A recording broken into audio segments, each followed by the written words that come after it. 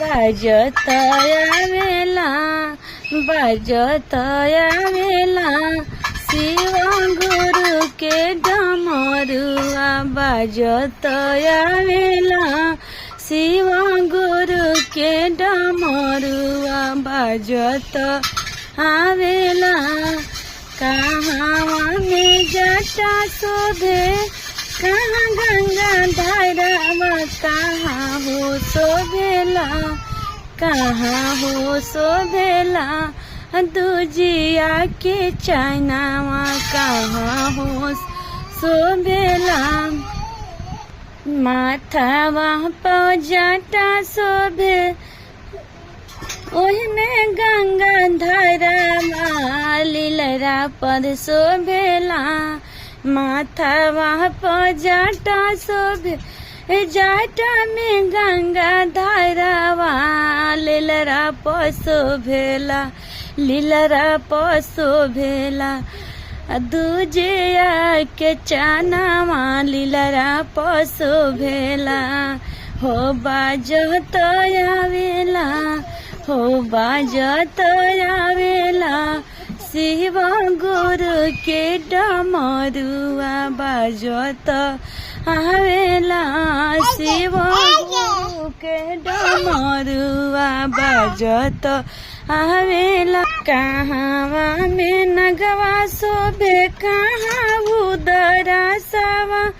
कहाँ में नगवा शोभे कहाँ उदरा सवा कहाँ हो शोभेला कहाँ हो शोभेला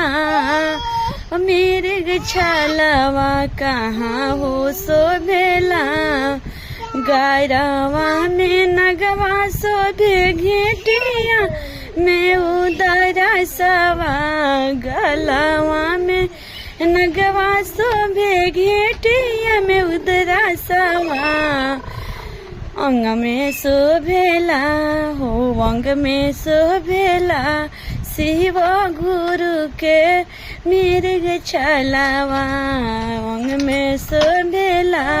हो मिर्ग छलवा बाजत आवेला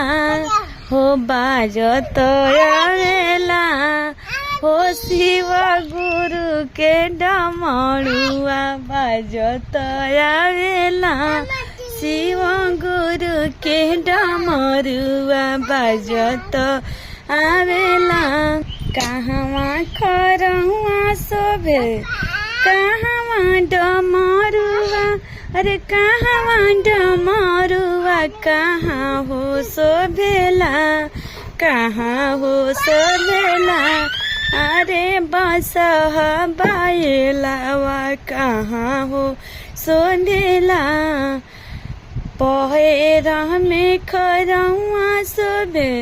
पैर में खरहुआ शोभे हथवा में डमरुआ संगवा शोभेला हो संगवा शोभेला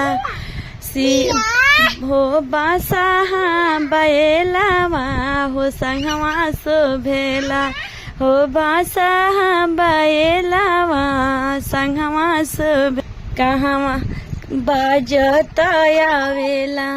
हो बाजत आवेला